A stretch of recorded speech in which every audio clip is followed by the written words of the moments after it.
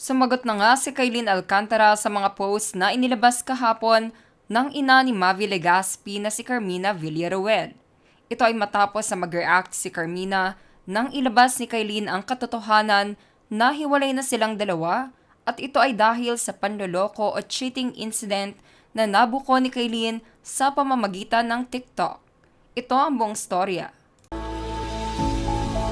Ito ang naging sagot ni Kailin kung bakit nga ba niya inilabas ang katotohanan sa hiwalayan nila ni Mavi Legaspi.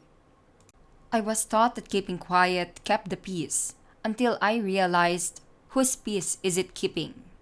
Whose? Kung matatandaan sa isang interview noon kay Kailin ni Boy Abunda ay tinanong siya kung ano nga ba ang magagawa ni Mavi na hindi kayang mapatawad ni Kailin Alcantara. At ito ang kanya naging sagot. Alam niya naman po yun eh. Kung ano yung magagawa niya, na hindi ko talaga siya kayang patawarin at yun ay cheating.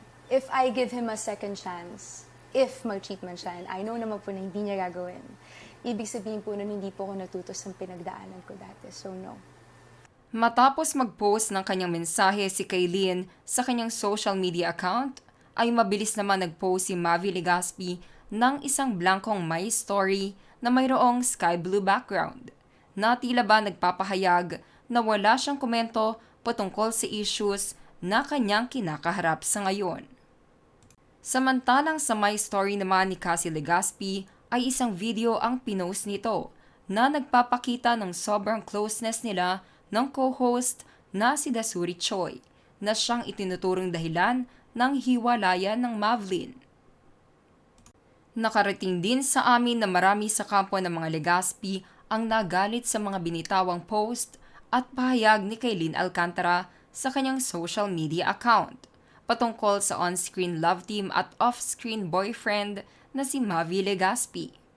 Ngunit iginiit ng aktres na kung patuloy siyang mananahimik ay hinahayaan lamang niya na patuloy siyang lokohin ni Mavi pati na din ang mga avid fans at supporters ng Mavlin. Ayon pa nga sa report ay nagsimulang lumabo o magkaroon ng lamat ang relasyon ng Mavlin matapos na pumasok bilang bagong host ng Itbulaga si Mavi Legaspi. Dito kasi niya nakilala ang Filipina-Korean co-host na si Dasuri at dito na din nagsimulang maging close ito sa kambal na sina Cassie at Mavi.